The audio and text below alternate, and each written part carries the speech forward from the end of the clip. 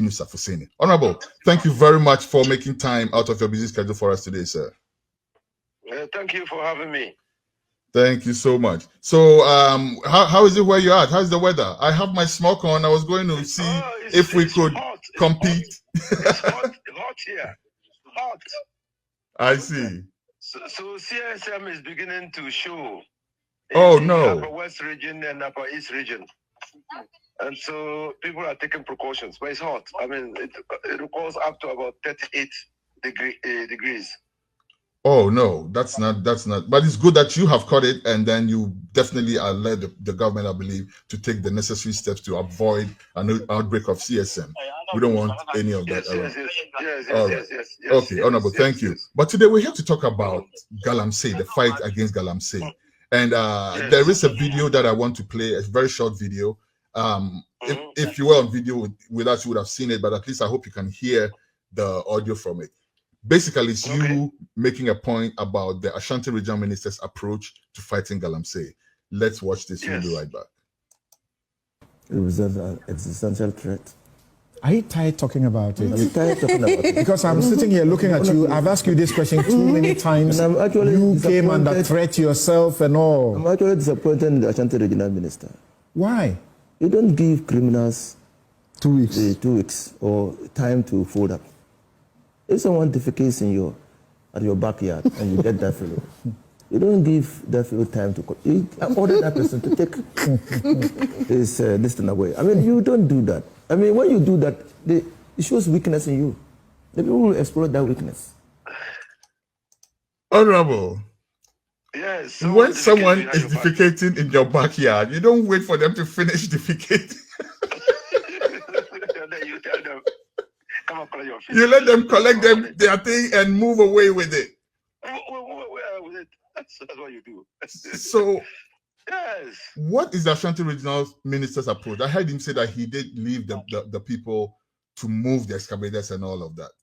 No, you can't do that. I mean, you see, I've been at the ministry, and I've always said and argued that these people are exploiting the weaknesses of the system.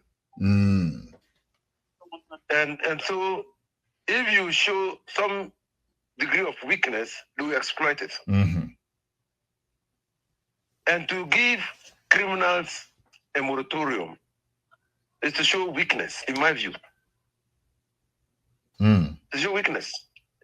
And that's why I thought that even if he was not ready to go after them, he should have kept quiet. That would have been the best strategy. But to say that I'm giving you, I mean, someone is committing a crime, is despoiling the environment, is polluting your water bodies, is posing a security challenge in the areas that they operate. And then you give them time to fold up. I told my Jack. Huh? I mean, I have not heard it anywhere. It doesn't make sense. It's not reasonable. I see. Honorable, when you were minister, what kind of approach did you have towards this problem? That's a very good question. So, the President John Dramani Mahama had constituted the Interministerial Task Force to sanitize the small-scale mining sector and made me chairman. Then I engaged the National Security Coordinator. I also engaged the Director of Immigration, the Director General of Immigration. I engaged the police, the Director of Operations. I had a meeting with the ministers who constituted the Interministerial Committee. I also met with the chiefs. And I said, well, I was going to launch the Galamsey fight. Then I went and briefed the president.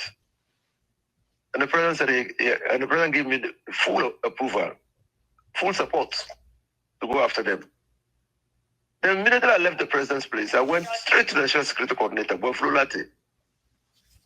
I said, Mr. Coordinator, Security Coordinator, this is what I intend to do. The Galamseyers are operating in 6 regions, 5 out of 6 regions. I mean, 5 out of the 10 regions. At the time. And now, all of them are interconnected. Their operations are interconnected. So, you don't you don't launch the operations one region at a time. If you do so, they will beat us. They will simply move to the next region. Yes. They will move.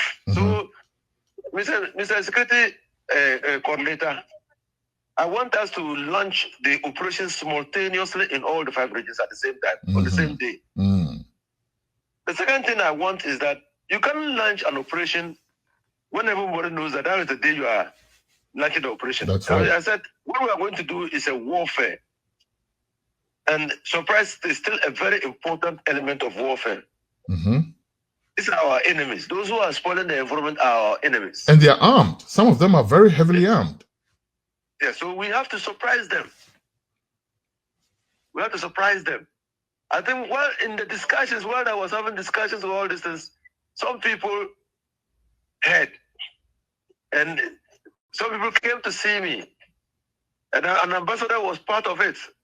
They said that, well, we should give the people an opportunity to leave peacefully. I said, we won't give them opportunity. Either they leave or they leave. If they don't want to be caught in the fray, they leave. But we'll tell them when we are launching the operation, but we are launching.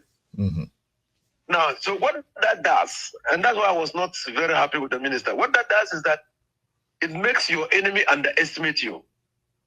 Because we said we were going to launch the operation, the people who were engaged in Galamsey did not understand or know our strategy. So they were thinking that it would be impossible for us to dislodge all of them from the 5 regions. Because we did not disclose the strategy. That's right.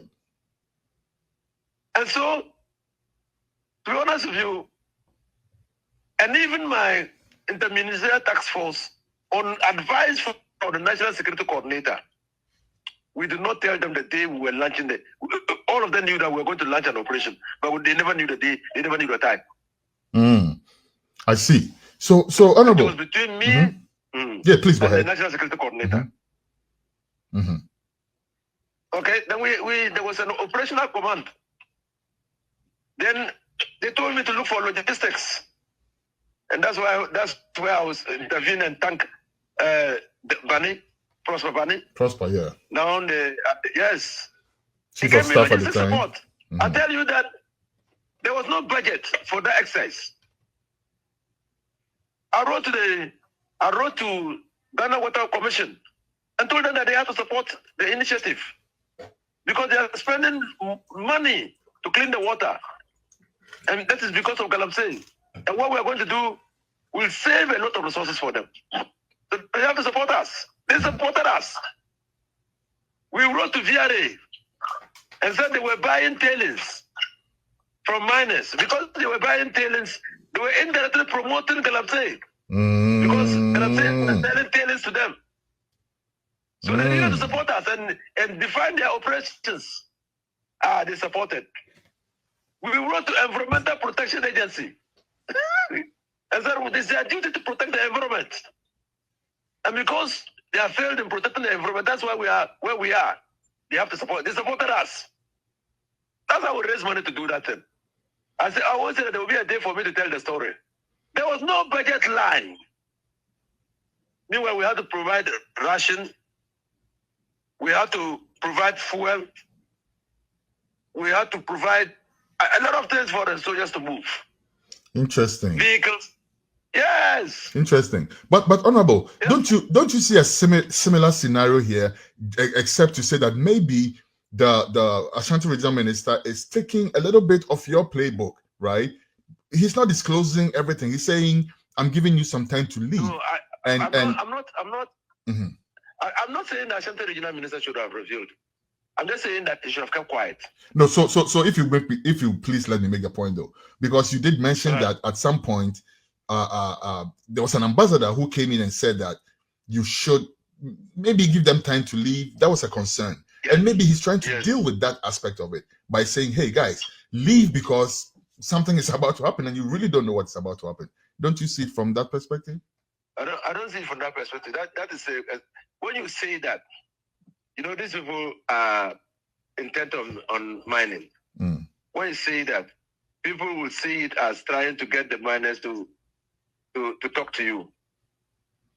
But doesn't that also represent? Sorry, Honorable, throw this in your answer for me, please. Doesn't that also represent? Okay. Doesn't that also represent a statement, right? If anything comes out of this, and to be honest with you, this is potentially going to be bloody. If the military goes in there with armed people in there, there could be a certain type of undesired consequence that we may have to deal with, right? Now, First of all, doesn't what that Ashanti Regional Minister said represent a caution to people to leave, though, so that when it comes to that, they can say, we did give you fair warning to leave? No, it doesn't represent, in my view, it doesn't represent a fair warning. When you are implementing the law, enforcing the law, and you're trying to forestall the commission of a crime, you don't give a warning. It's just like telling armed robbers, even though they are dead, that you are giving them 1 week. And what I'm saying is armed robbery. It's thievery. It's defecating in our backyards, basically. Yeah. So if somebody is planning to engage in an armed robbery, you have that information, and you tell them, look, I'm giving you 45 minutes. If you don't disband, I will arrest you. Okay. All right. No, you don't do that. Okay, Honorable. Let's move on. Let's move on from there. I saw pictures on the Facebook page of our celebrated environmental journalist, Erastus Asaridonko. Yeah. And I saw pictures of burning excavators. I thought that was something that belonged to the previous government. Why are we still burning excavators? Do you know anything about this? I condemned it. And I said, look, there is a comprehensive legal regime in the Minerals and Mining Act as amended that deals with equipment seized on illegal mining sites. Comprehensive. And I talk about this because I was part of those who drafted the law, even though the amendment took place when I was no longer in the ministry. But I was part of those who drafted the law. So there's a comprehensive legal regime. When you see equipment, where to send it, how to account for the equipment. When you seize money, where to send it, when you seize gold, where to send it, how to account for it. It's there in the Minerals and Mining Act. I don't know of any provision in the Minerals and Mining Act that allows for the burning of excavators. Okay, I'm happy you don't agree pollution. with that. It's crude, isn't it? You are fighting pollution. You are fighting environmental Basically, burning like metal. It makes no sense at all. I hope the government does something about that. Honorable. No, I condemn it. Yes.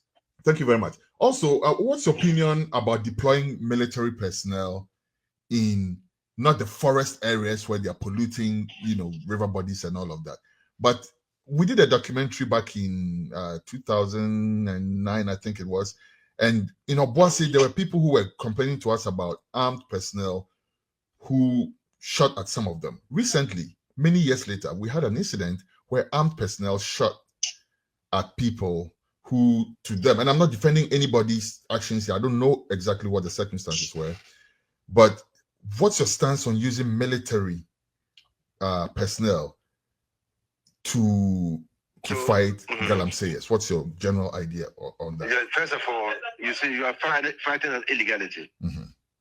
So first of all, you must look at that activity as a law enforcement activity. The military are not directly involved in law enforcement within the country. They have to protect our borders. But where the police are overwhelmed, then you can invite the military to intervene and assist. So it's a law enforcement activity.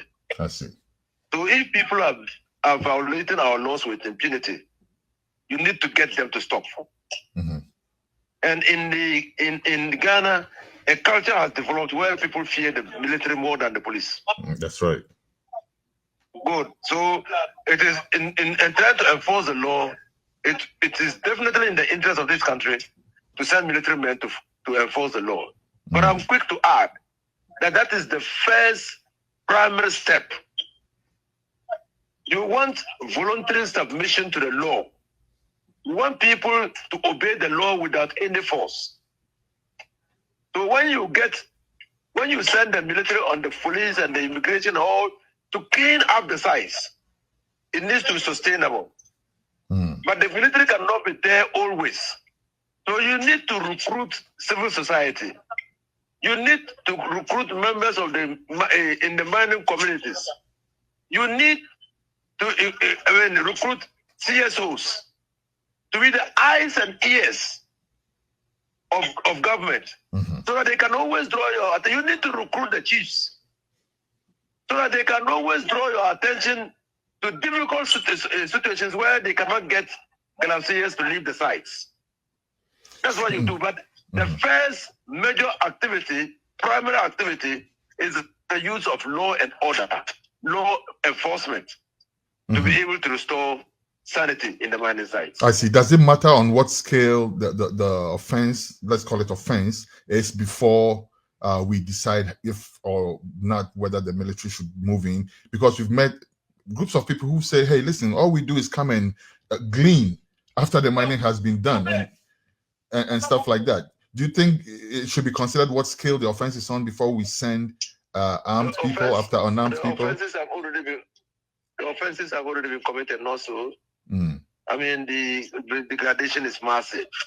You just need to fly over the area, the mining area, fly over the western region. Oh, no, Honorable, I have no sympathy for those in the forest. I'm talking about those who are gleaning, you know, in the smaller areas where maybe, Obuasi, for instance, the type of mining that I saw when I was doing that documentary in Obuasi, they were nowhere near water bodies at all. They were digging deep into the ground. Nobody's saying that's right. I'm not saying it's dangerous, very dangerous.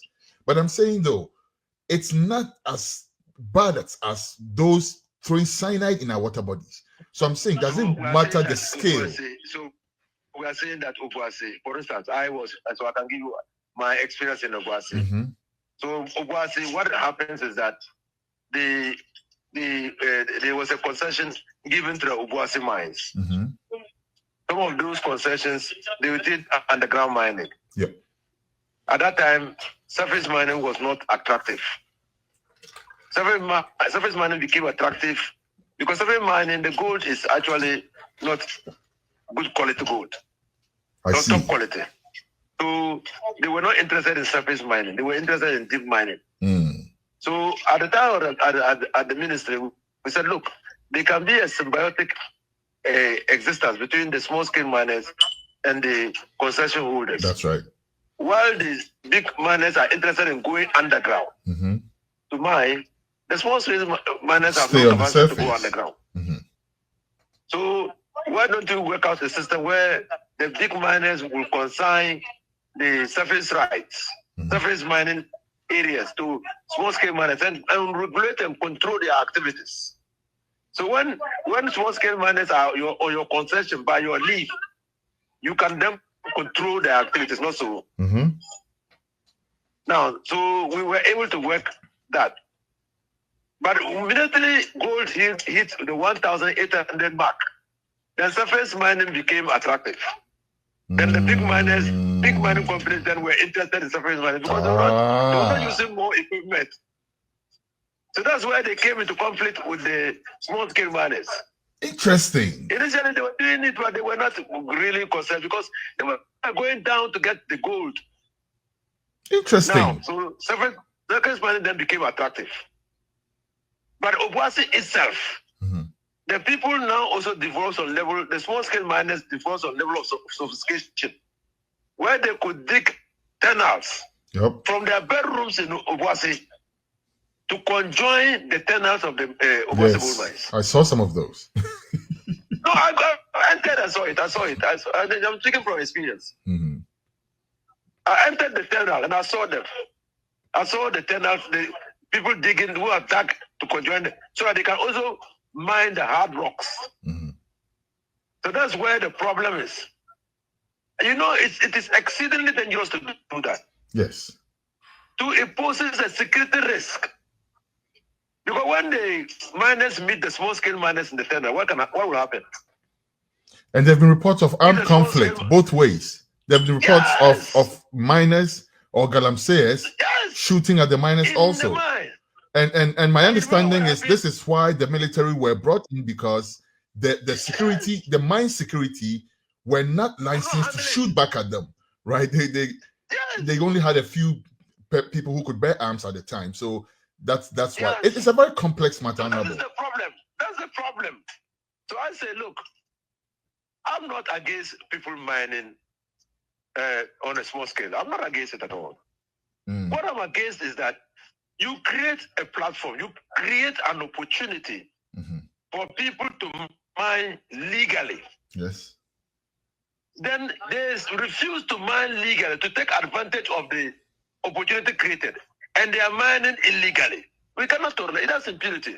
That's right. I agree with you. Honorable, that. You are perhaps best placed to advise this government on the approach to the fight towards Galamsey. And I've heard you, I've outlined it already. But in a few words, in say a paragraph or so, how would you say the fight against Galamsey should be, considering the level of degradation that we're facing right now? My brother, in just one paragraph, Galamsey is a local activity. Our local governance architecture is already based on local activity, locality. The jurisdiction of a district chief executive is local. Now, if a district chief executive is appointed and that district chief executive cannot ensure that mining, illegal small-scale mining is controlled in his district, his or her district, then that district chief executive has no business being in office. I've always, give them key performance indicators and let the president and the presidency be interested in fighting Galamsey and not giving it lip service. The district chief executive is the head of DISEC, the District Security Council. That's right. So the police commander, the DNI commander, if there's a barracks there, the army commander will be under him. And so you cannot tell me that the DNI or the police commander or all the security agencies operating within the district will not have a fair idea of those behind Galamsey in the district. That's right. So if we give them key performance indicators and are prepared to take the people on, those who are engaged in it based on information, we should be able to bring Galamsey. And I tell the president, Mr. President, just arrest one or two big fishes, send them to court, get them prosecuted, and when they are convicted and sentenced, all the other big fish will run away because they will be named and shamed. They will know that if they are caught, they will be sent to court and they will be shamed. They will run away. Interesting. Honorable, before we go, I have one question for you that I need your attention on very much, but I have one small question to plug in there before that one, sir. Please, if you would indulge me. So we also on the Facebook page of our celebrated journalist again, Erastus, I saw images that disturbed me very much. Armed people, very dangerous looking people, armed to to their teeth, dressed in military garb and all that. If our men are going to go in there, it's not going to be a cakewalk. It's going to be something, Do you think that we should perhaps look at it again from another angle, or again plug into that also? We've heard that people cross over from other neighboring countries into the country to engage in such activities. Do you think we should also look at it diplomatically with our neighboring countries and all of that before we actually go in with an onslaught? No foreigner. And so when I met the Chinese ambassador, I told him that no foreigner has the right to come to Ghana and disrespect us in Ghana. By disrespecting us, I meant violating our laws with impunity. That's right. No foreigner has that right. Number two, I ask you a simple question. It's just that these people are doing Galamsey, assuming that they were insurgents. We will look at them. We will look. We'll accommodate them. You think that we will accommodate them? We'll look at them with sympathy. No, I don't. If these people were insurgents, We look at them with sympathy. No, I don't think so. What they are doing, no. So what they are doing is unlawful. It's illegal. It's Okay. illegal. I mean, ask me how Tanzania was able to stop illegal mining. You remember the red diamonds in Zimbabwe? Blood diamonds, yes. Yes, how did they stop it? Give So we're us a hint. reinventing the wheel.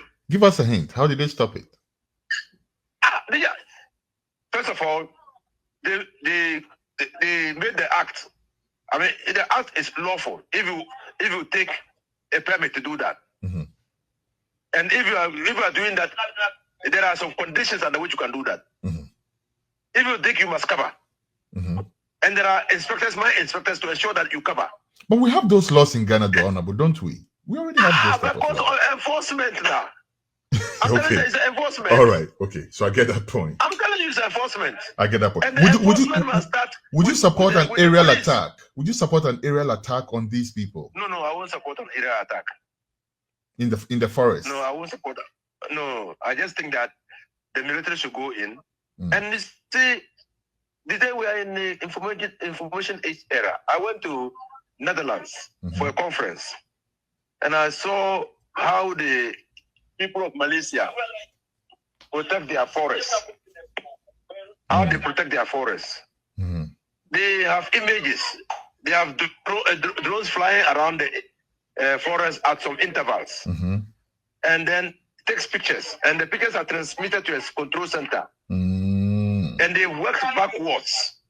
If a tree is felled in the forest, it takes some time to protest the tree and be able to move it out of the forest. Mhm. So they work backwards and ensure that the pictures get to the control center every so many minutes. And then when the pictures get there, the forest guards should be able to move, and they see a black spot in the picture. It means that a tree has been felled. Mm. And they move into the forest. They will intercept the illegal loggers before they get the log out of the forest. Mm. But if the illegal loggers are able to influence inappropriately the forest guards, then you will see that pictures will come and will pretend not to have seen it. Mm. So if we are going to use the military, if we are going to use the police, if we are going to use the security services, there must be real-time information. Mm. We have Galamseyers on the River Pra at this point. So it's pointed action. They go there, they surprise them, arrest all of them, and deal with them. Interesting. All right. Honorable, thank you very much. The more I talk to you, the more I have questions for you, but I know you have important things to do, so I won't hold you too long. And I still have that question for you for the last one. But please, Okay. what's the place of tradition here in the fight, though? Because if you look at it, when we were growing up, we were told, oh, Sasabonsam was in the forest, right? So first of all, you have some awe for the forest to start with. How dare you go in there and try to block the river? Like, how dare you? You know, there was the so-called evil forest in Samampum and all these places. You didn't even dare go there. What is the place of reviving our traditions in the fight against Galamsey? Briefly, before I come in with that final question, let me please. tell you what the Chichiure, Queen Mother of Chichiure told me Mhm. when 9 manners were buried in a pit. And I went there as minister to look at what happened. She said, and I'm going to speak in Twi. Mhm. He said, Minister, na yen nananum, omonim says sika koko ewo nsiunumu. Na omun ko nsiunumu enko ye sika koko. Enne, yesi yenia bi achan yen nananum. Nensu, sese a yenni nsiu biya yebanu. That sums it up. Yes. That sums it up. Yeah. Honorable, now my final question, so I can let you go and attend to perhaps some more important stuff.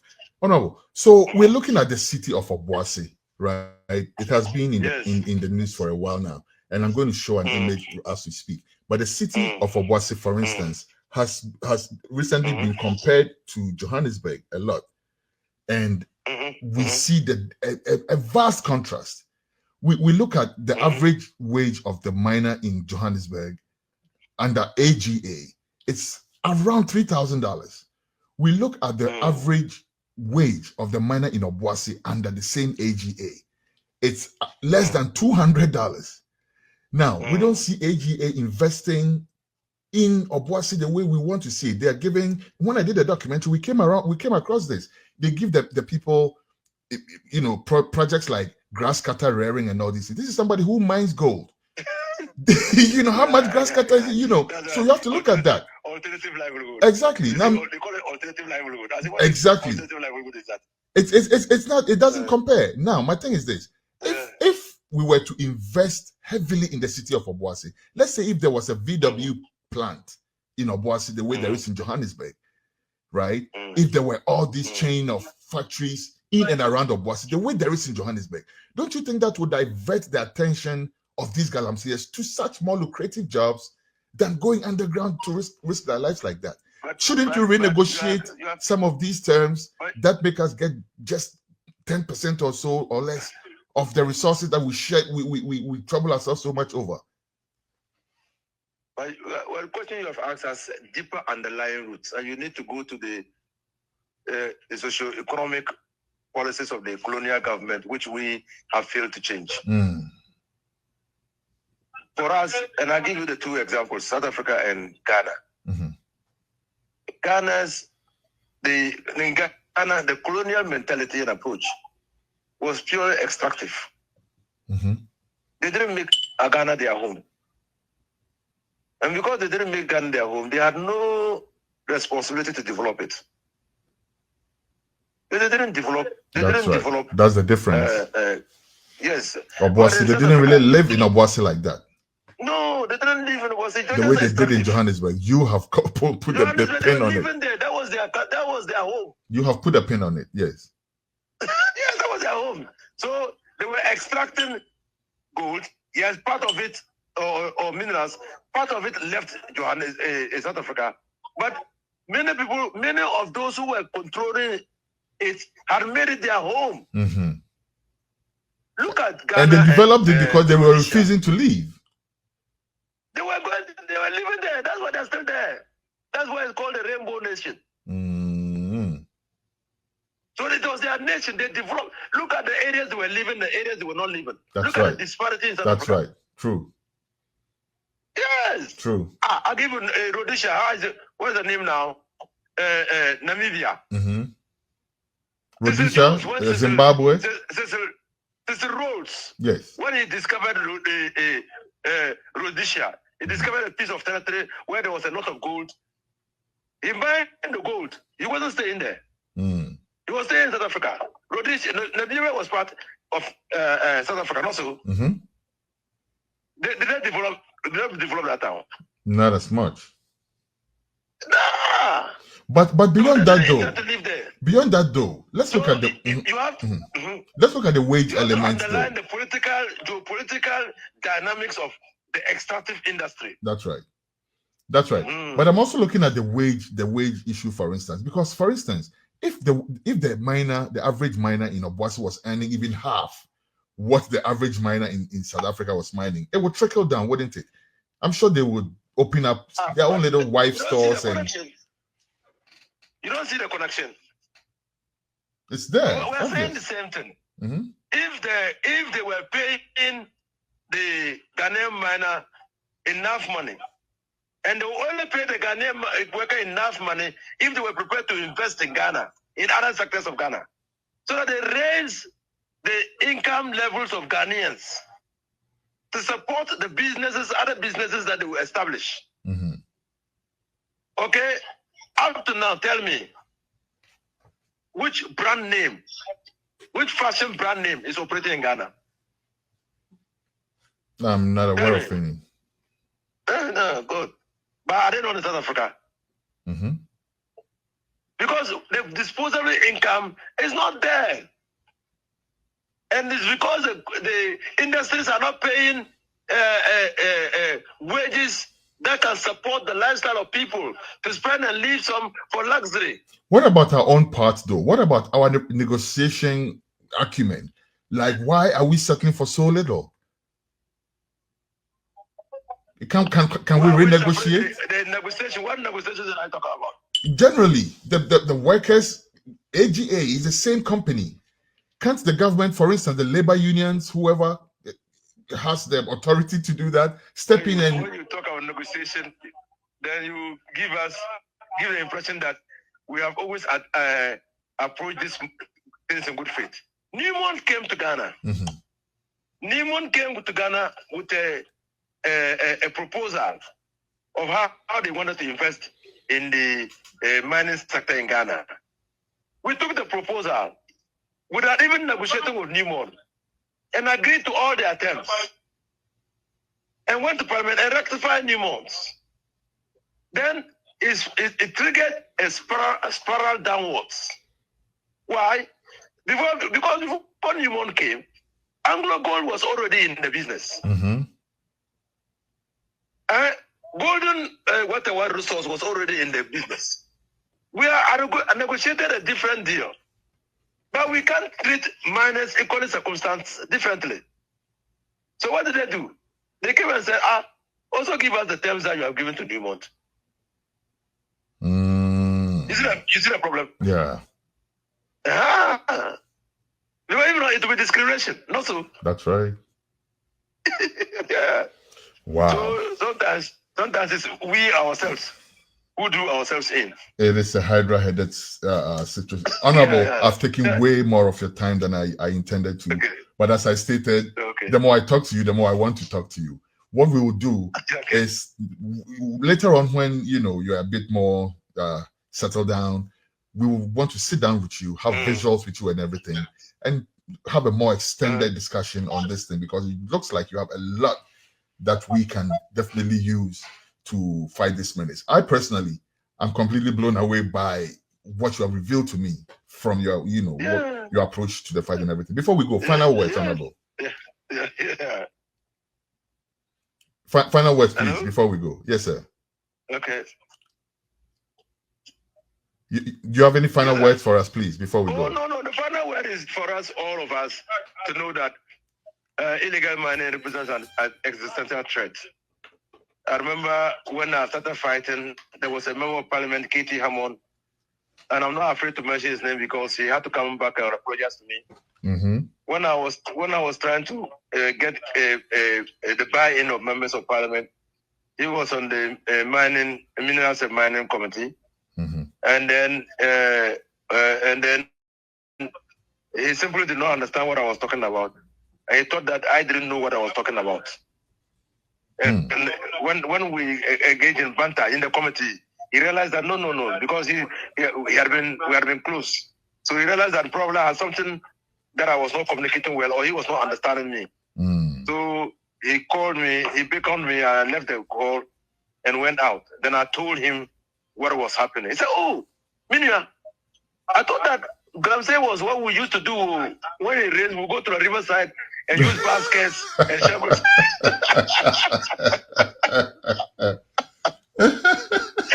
So you mean what you're telling me? You mean it's in Ghana?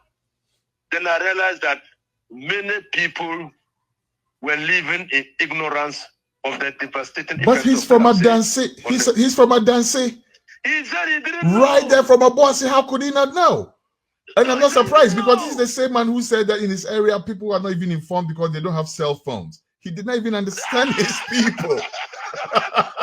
He's completely detached from his people, this guy. I mentioned his name because he followed me outside and apologized to me. Because he realized that I was becoming agitated. And I said, nobody's immune. Nobody's immune. Do you know we used to call Obuasianka? Yes. We used to say that Obuasianka is there. You know that? Yes. You know why it was nice? Tell me. Because chemicals were seeping into the I had an expert say that to us 2 weeks ago. And you are confirming that. And so we used to drink Obuasianka and say, "Oh, Obuasianka is there." We're drinking. Chemicals from where though? From the mining activities? Yeah, from the mining activity. So, my brother, many people live in ignorance of the devastating effect of mining. Many people have not gone to the hospital to see the number of stillbirths that we are recording, the number of deformities that we are recording. Many people don't understand that even though we eat fish, most of the fish is imported, and that we can no longer harvest fish. Our waters are dead. They can't be a source of life for any living organism. They don't see, they have not done natural resource accounting to appreciate what we are losing as a country. That many people don't know that farmers are becoming poorer because hitherto they didn't need to fetch water to the farm. They would just go to the nearest stream and drink from it. Yep. And fetch water to the farm and drink. Try drinking from one of those streams these days. You cannot even get water to. They don't even use the water to spray their farms. So you can imagine, if we say farmers are becoming poorer, can't you understand? Yeah. The one they used to get for free, they are not buying. They're not buying. And so the cost of farming has increased also. True. Yes. True. And so farming has now become very expensive. And we don't understand why many young people are leaving farming and going to other areas. You see the connection? I see the connection there. Hopefully, the government of President John Dramani Mahama can turn that around with the help of people like you. We just expect leadership. I say that I expect leadership from him because he understands the situation. So that all of us have a role to play. All of us have a role to play. All right. Yeah. Honorable, thank you very, very, very much. You cannot imagine how grateful I am to you for this interview, sir. And do enjoy the rest of your day. We'll come back to you, as I said, for more. But for now, we do appreciate your time, sir. Welcome. All right. Thank you.